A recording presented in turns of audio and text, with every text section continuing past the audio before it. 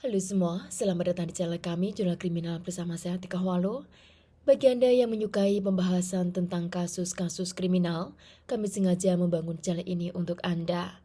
Jangan lupa untuk mendukung channel kami dengan cara subscribe, like, komen, dan share ke media sosial yang Anda punya.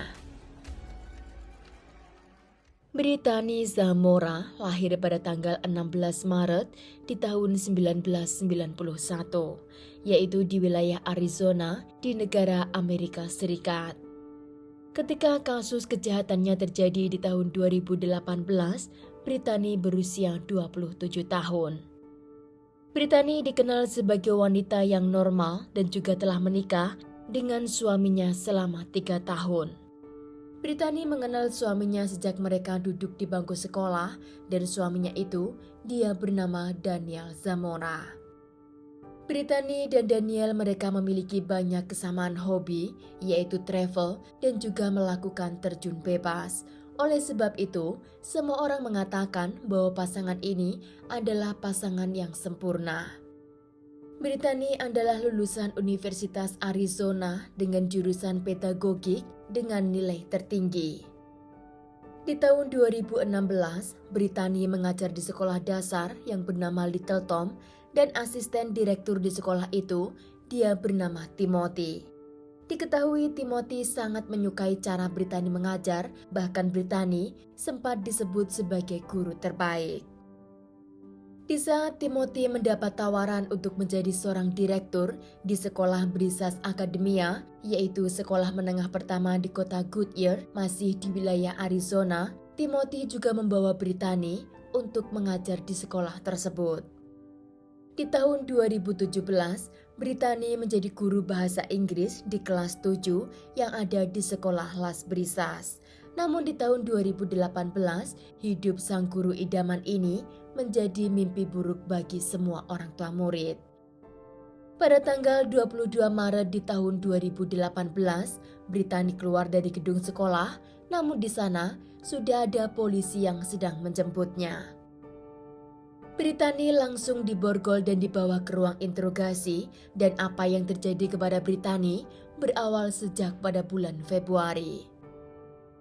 Di bulan Februari di tahun 2018, dibuka chatting grup WhatsApp antara anak-anak di kelas Brittany. Suatu hari Brittany mengirim pesan dalam grup tersebut dan mengatakan bahwa dia akan absen selama beberapa hari.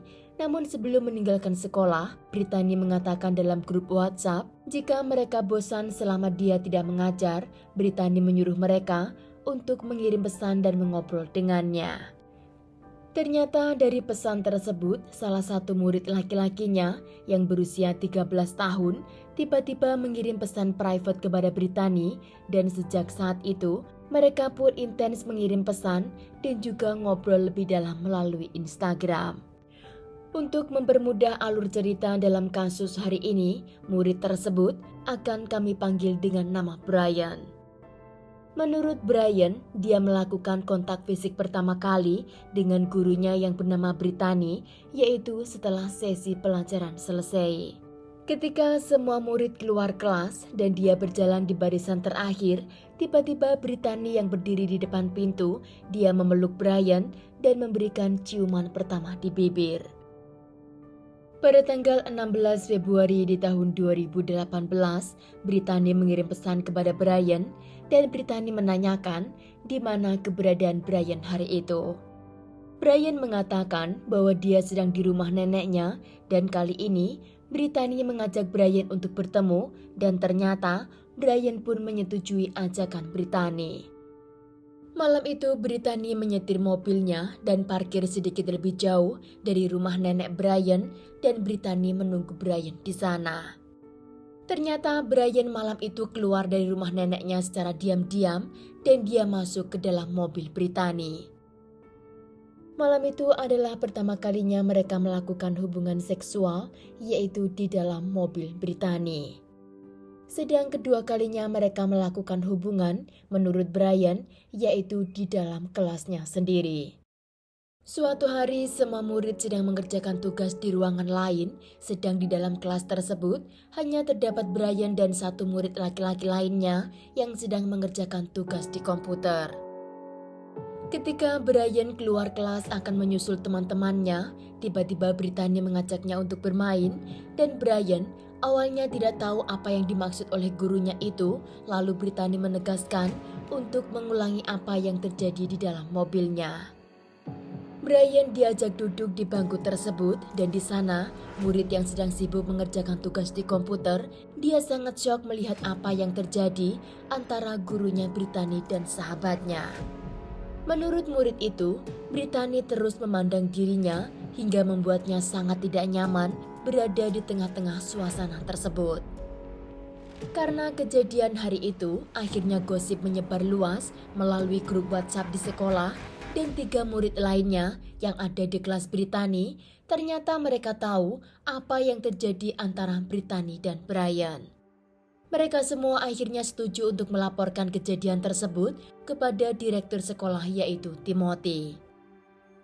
Timothy yang membawa Brittany masuk ke sekolah itu, dia pun melakukan investigasi sendiri setelah dia mendapat laporan dari anak-anak. Menurut Timothy, dia tidak mendapat informasi lebih detail tentang hubungan Brittany dengan murid kesayangannya ini. Timothy hanya menerima beberapa informasi saja, seperti Brittany memberikan perhatian lebih, juga sering ngobrol di tengah-tengah pelajaran, dan juga suka membantu Brian untuk mengerjakan tugas. Karena Timothy tidak mendapat banyak bukti, dia pun membela Brittany dan berusaha menenangkan gosip yang semakin panas antara murid dan juga orang tua murid. Namun semakin Timothy membela Brittany, murid-murid yang lainnya, kini mereka memberanikan diri untuk menceritakan apa yang selama ini mereka lihat. Beberapa murid lainnya mengatakan bahwa guru Brittany pernah melakukan hubungan di dalam kelas juga di tempat di mana mereka melakukan aktivitas di area sekolah. Setelah Brittany melihat semua orang sedang membicarakan dirinya, dia langsung menemui Timothy untuk melakukan klarifikasi. Brittany mengatakan dengan cucuran air mata bahwa semua kabar tentang hubungannya dengan Brian semuanya tidak benar dan itu semua hanya gosip belaka. Brittany juga memperjelas bahwa dia sudah memiliki suami dan suaminya itu adalah pria yang sangat dia cintai. Bahkan di sana, Brittany juga memohon kepada Timothy agar tidak percaya dengan kabar yang ada karena dia tidak mau kehilangan karirnya, apalagi merusak hubungan antara dirinya dengan suaminya. Seminggu kemudian, orang tua Brian akhirnya mendatangi pihak sekolah untuk melaporkan Brittany. Ayah kandung Brian yang ditemani oleh istrinya, yaitu ibu tiri Brian, di sana mereka mengatakan bahwa selama berbulan-bulan anaknya Brian memiliki perilaku yang sangat tidak normal. Pertama, anak itu tidak pernah meninggalkan handphonenya di rumah dan karena mereka merasa curiga, ayahnya menginstal di handphone Brian yaitu sebuah aplikasi yang akan memberikan notifikasi kepadanya jika anak itu menerima kata-kata khusus atau menulis kata-kata yang tidak senonoh. Hari itu juga ayahnya menerima banyak notifikasi dari handphone Brian di mana anaknya menerima kata-kata dari Instagram dari orang yang sama, yaitu gurunya yang bernama Brittany. Karena terlalu banyak perkataan yang tidak senonoh, akhirnya sore harinya ayah dan ibu tiri Brian memanggil anak itu untuk diajak ngobrol. Brian awalnya tidak mau mengatakan kepada ayahnya, namun setelah dia membujuk dan juga mendukungnya, akhirnya Brian mulai menceritakan apa yang sebenarnya terjadi dalam hidupnya. Ayah Brian mengambil handphone anaknya dan di sana dia melihat tentang apa yang anaknya lakukan.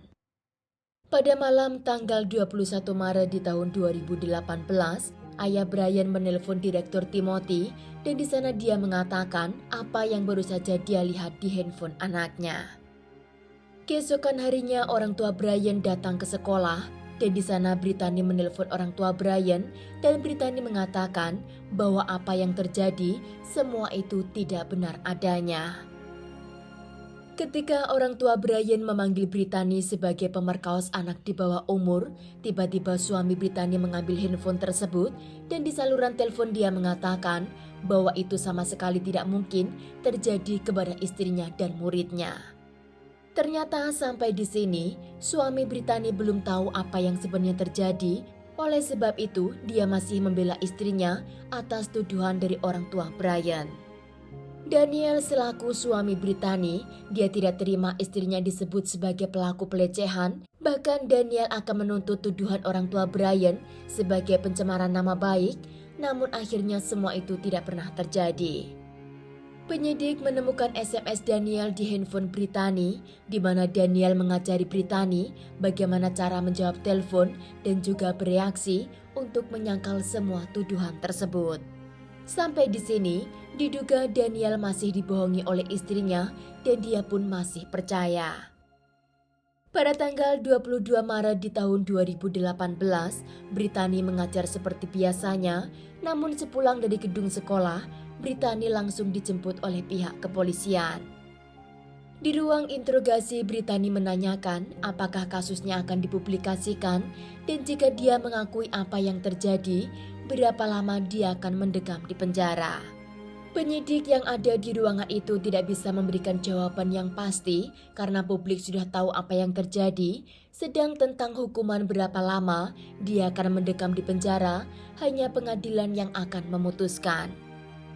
Di sana Brittany mulai menangis dan menyesali apa yang telah dia lakukan dan dia mengatakan bahwa sebenarnya dia memiliki suami yang terbaik dan dia sangat menyesal telah mengkhianati pernikahan mereka.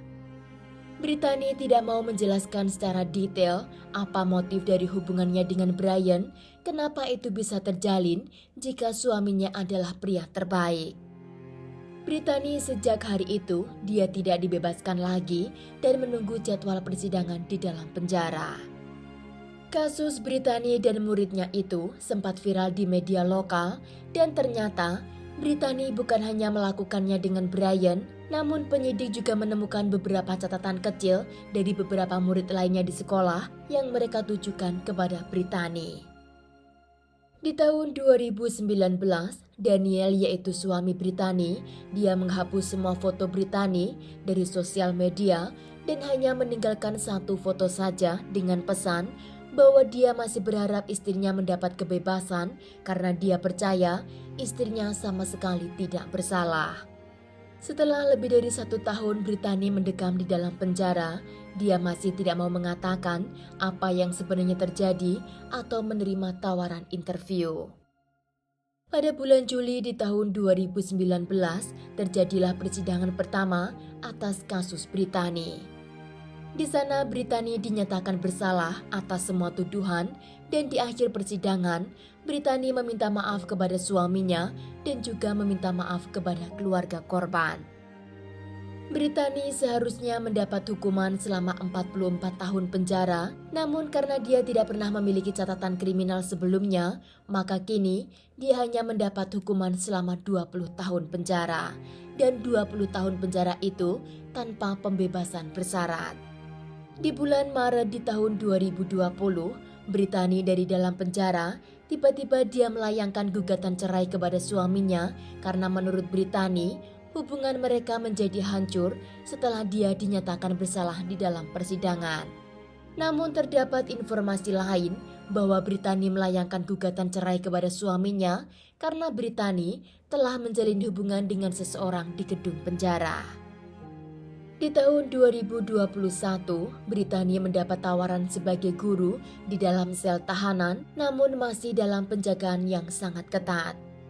Brittany hanya akan mendapat pembebasan pada tahun 2039, di mana Brittany pada saat itu akan berusia 48 tahun.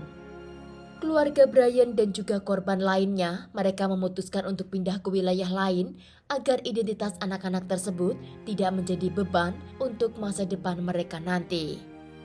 Bahkan nama dan juga foto-foto mereka masih dirahasiakan oleh pemerintah dan juga di media lokal. Daniel dinyatakan tidak bersalah atau terlibat atas apa yang terjadi dengan istrinya. Bahkan Daniel mengatakan dia sama sekali tidak tahu apa yang istrinya lakukan. Dia masih membela istrinya karena dia merasa dia harus menjadi pelindung istrinya. Namun beberapa korban lainnya mereka tidak terima dengan perkataan Daniel kepada mereka, maka Daniel masih akan diproses secara hukum. Sekian kasus hari ini, jangan lupa tinggalkan like dan komen. Jika Anda tidak keberatan, klik tombol subscribe untuk mendukung channel kami. Terima kasih saya ucapkan kepada Anda para subscribers. Sekian, sampai jumpa di kasus berikutnya.